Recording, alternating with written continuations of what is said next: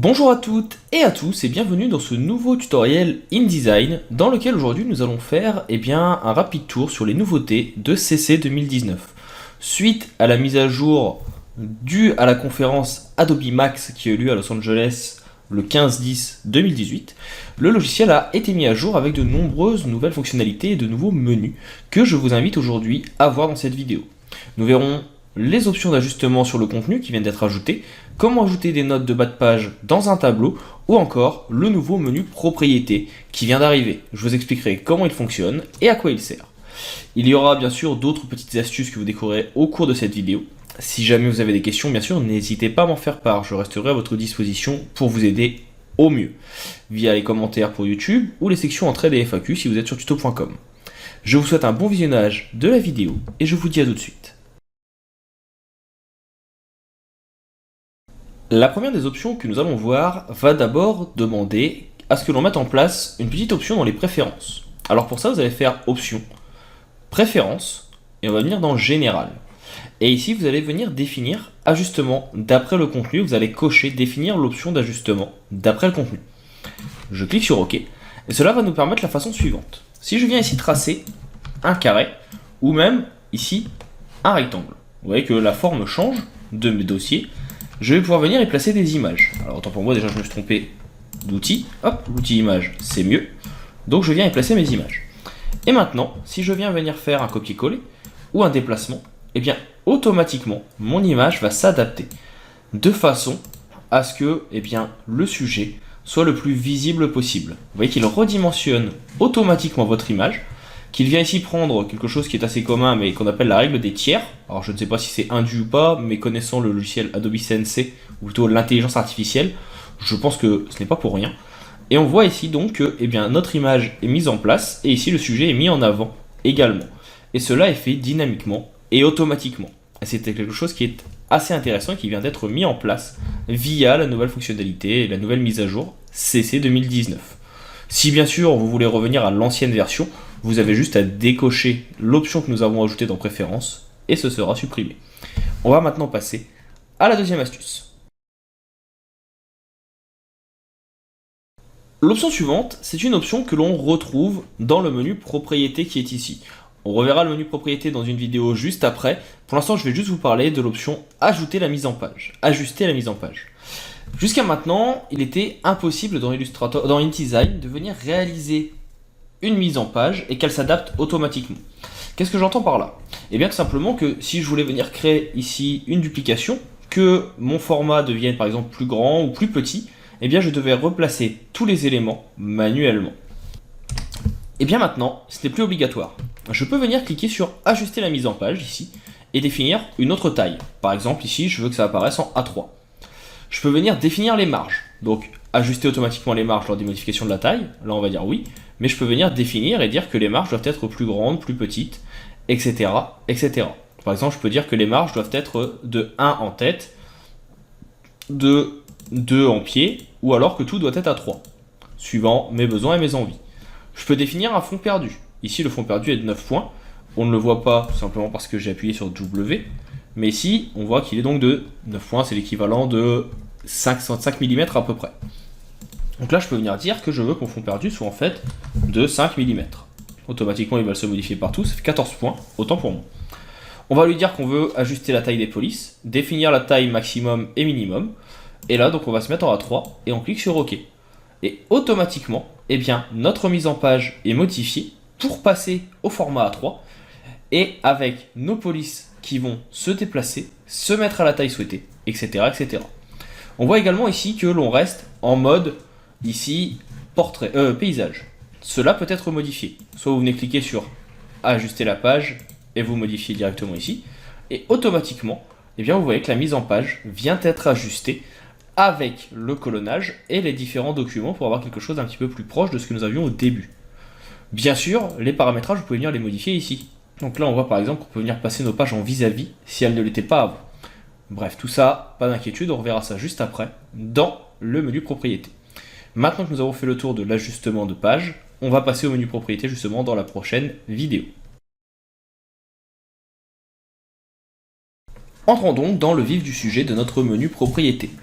Alors, c'est quelque chose qui manquait énormément parce qu'il est présent dans tous les autres logiciels Adobe et il n'était pas présent ici. Donc nous allons voir ici comment nous allons pouvoir l'utiliser, que ce soit sur l'entièreté de la composition ou bien sur des éléments définis. Là par exemple, si je ne sélectionne rien, il va venir travailler sur l'entièreté de la composition. Alors je vais venir au début, je dis voilà, avec un CTRL Z. On va ici pouvoir définir plusieurs choses. Déjà la taille. Donc là on voit qu'on peut venir agrandir la taille de notre document en quelques instants, sans modifier forcément ici la mise en page. On va avoir également la possibilité de modifier le type donc de vision, portrait ou paysage, ou plutôt à la française ou à l'italienne, française étant en portrait, italienne étant en paysage. On va pouvoir modifier manuellement la taille de notre zone de travail, ici, directement avec largeur et hauteur. On va pouvoir passer les pages en vis-à-vis, si elles ne l'étaient pas déjà. C'est-à-dire que si vous avez créé un document, et c'était un gros problème avant, en tout cas c'est mon point de vue, qui n'était pas en vis-à-vis, vous deviez chercher dans le logiciel ou recommencer. Ici maintenant à tout moment vous pouvez venir dire, eh ben non, au final j'ai changé d'avis, mon document doit être en vis-à-vis. Et vous pouvez venir donc modifier cela ici. Vous pouvez venir mettre un nombre de pages plus important, c'est-à-dire qu'au lieu de venir appuyer à chaque fois ici sur créer une nouvelle page, vous avez juste à venir augmenter le nombre de pages à cet endroit. Vous pouvez modifier vos marges à tout moment. Donc ici, que ce soit les marges du haut, du bas, de gauche, de droite. Là, on peut venir modifier donc toutes les marges de notre document.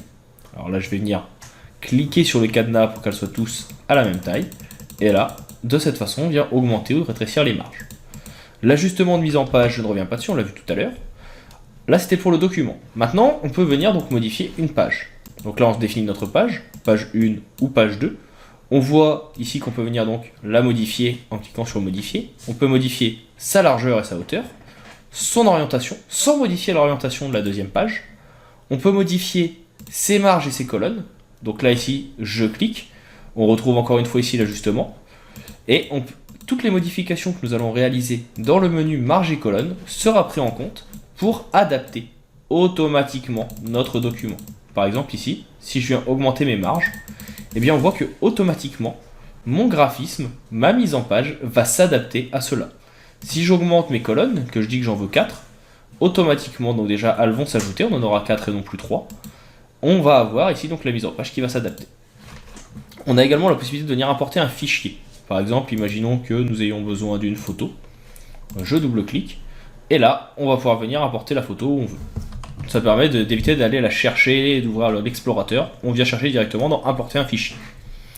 Là, je vais faire donc précédent. Alors ici, normalement, on l'avait tout à l'heure, mais on ne l'a plus. Voilà, je relâche. On a ensuite la possibilité de modifier les règles, les grilles, etc., etc. Donc de base, ici, moi, mes repères apparaissent avec un CTRL R. Vous pouvez les faire apparaître avec le raccourci.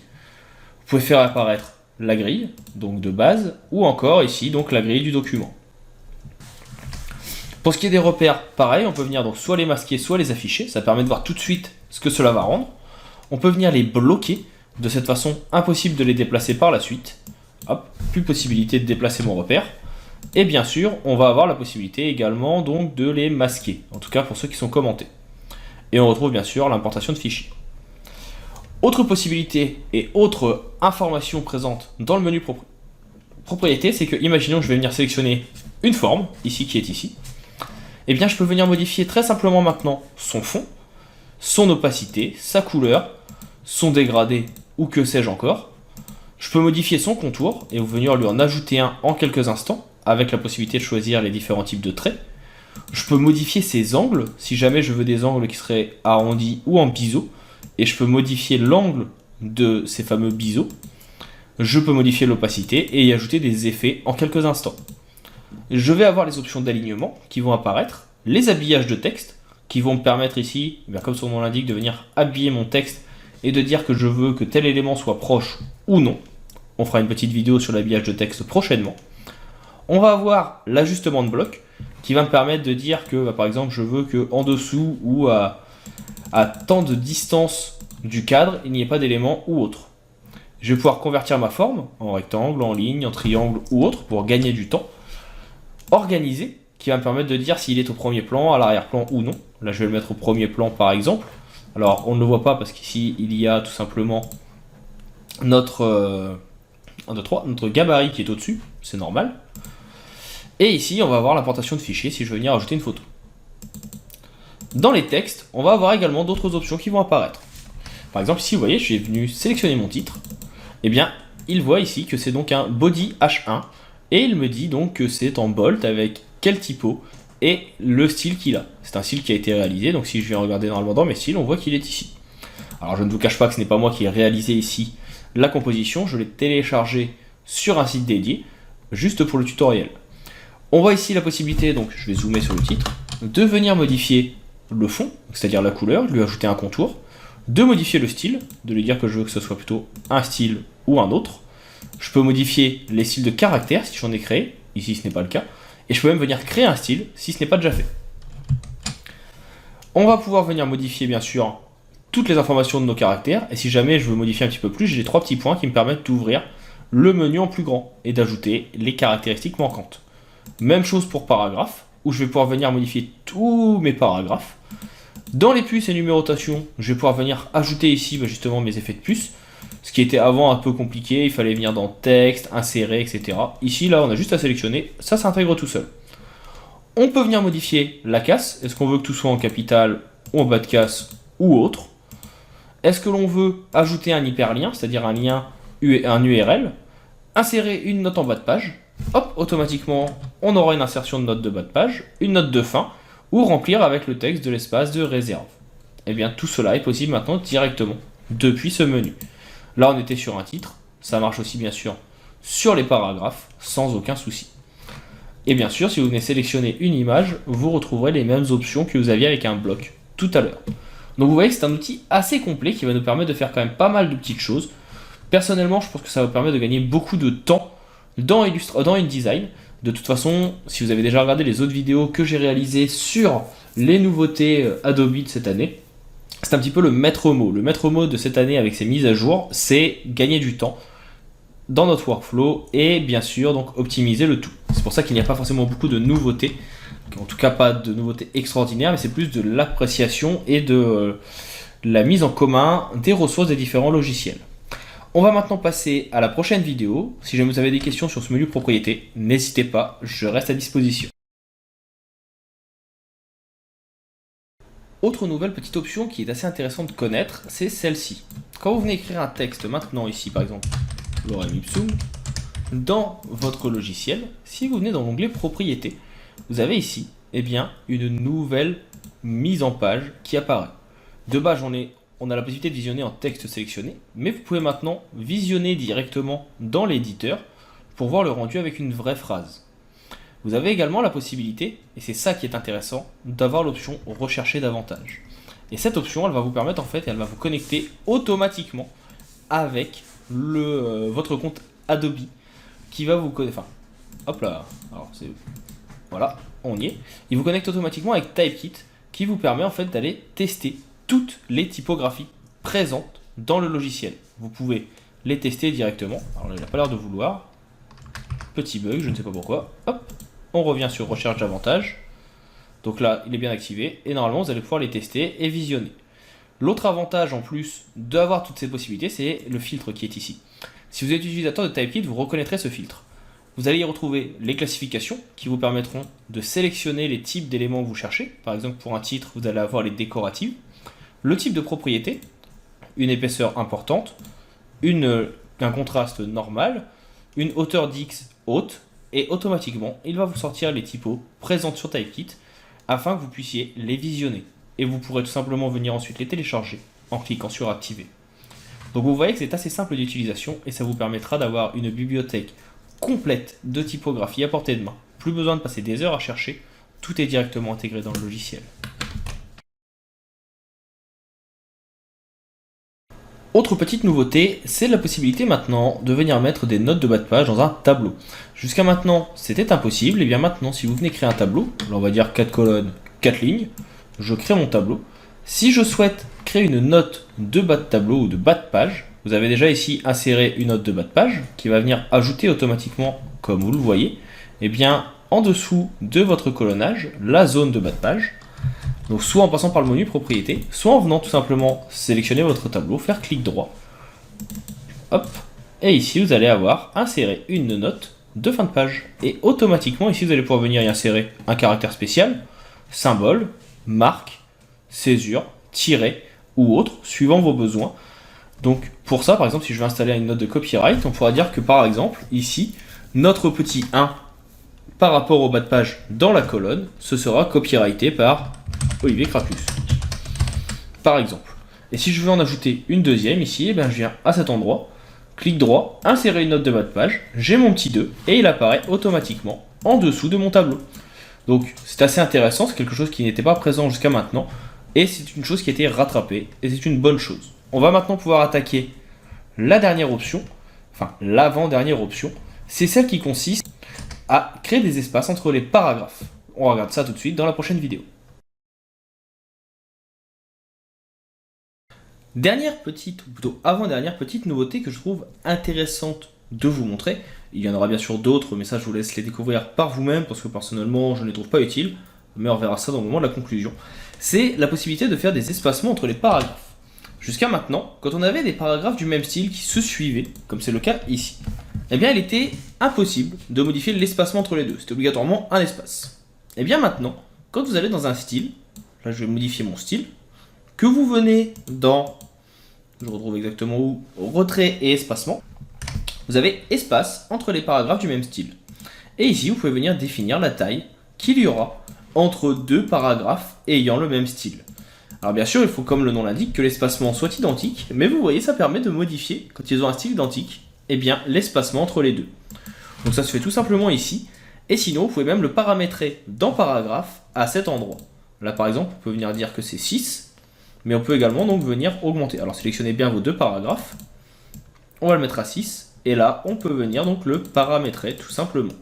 Vous allez pouvoir le faire ici aussi, par exemple. Vu qu'il y a eu un seul ligne entre les deux, normalement, ça devrait être possible. Alors non, sans le seul, il faut un seul ligne obligatoire. Et on a ici donc le petit caractère masqué qui nous le montre. Donc vous voyez que c'est assez intéressant, ça va vite à mettre en place, et ça permet de styliser au mieux notre texte par rapport à ce qu'on avait avant. Nous voilà donc arrivés au terme de cette découverte des nouveautés de InDesign CC 2019. J'espère que cela vous aura été utile, vous aura permis de mieux comprendre les quelques nouveautés importantes du logiciel. Je n'ai pas fait le tour de toutes les nouveautés parce que certaines ne me paraissent pas forcément utiles ou parce que je n'avais pas forcément matière à vous le faire. Par exemple, il faut savoir maintenant qu'il est possible d'exporter, ou plutôt d'importer dans InDesign des commentaires d'un PDF directement dans le logiciel. Je n'avais pas de matière pour faire ça, donc sachez juste que cela existe, mais je ne peux pas vous le présenter. Si jamais vous avez des questions, n'hésitez pas à m'en faire part, les sections commentaires, FAQ et entraide sont à votre disposition et je me ferai un plaisir de vous aider. Il ne me reste maintenant pour ma part qu'à vous dire à bientôt pour d'autres tutoriels et à vous souhaiter une bonne continuation. Vous en avez marre de perdre du temps, de passer des heures et des heures à regarder des tutoriels, les miens ou ceux des autres, vous souhaitez avoir des petits trucs et astuces pour aller un petit peu plus vite dans votre processus créatif, eh bien je vous invite à aller voir mon Gumroad, ressources graphiques, sur lequel vous trouverez des PSD, des AI, des EPS, des AE, tous les fichiers sources de différents logiciels qui vous permettront de gagner du temps. Que ce soit des PSD de mock-up pour, eh bien, par exemple, pour l'instant des ordinateurs, des computers, des PSD de digital painting, d'illustration ou de montage photo, mais aussi les fichiers sources des logiciels et les tutoriels que vous voyez sur la chaîne, tout est disponible. Vous retrouverez le lien de celui-ci dans la description, bien sûr, de chacun des tutoriels, mais également à la fin des vidéos, comme c'est le cas actuellement, en cliquant sur le petit lien qui se trouve sur la droite. Si jamais, pour terminer, vous avez aimé la vidéo que vous venez de voir, je vous rappelle, n'hésitez pas à mettre un petit pouce bleu, à partager la vidéo autour de vous, à laisser un petit commentaire et me dire ce que vous souhaitez. Sachez également, et je vous invite à rester à l'affût, que de temps en temps dans les fichiers description des tutoriels présents sur la chaîne, vous retrouverez des petits codes promo, sorte de petits easter eggs pour les tutoriels payants tuto.com, pouvant aller du tutoriel de 25 heures sur l'intégralité de Photoshop au petit cours sur comment réaliser des infographies sur Illustrator et bien d'autres choses encore. Je vous invite donc à rester à l'affût et à me contacter si vous avez besoin de tutoriels spécifiques ou autres. Je vous dis maintenant à bientôt pour d'autres tutoriels et d'autres astuces Photoshop, Illustrator, InDesign et autres logiciels liés au monde du graphisme. Et je vous souhaite une bonne continuation.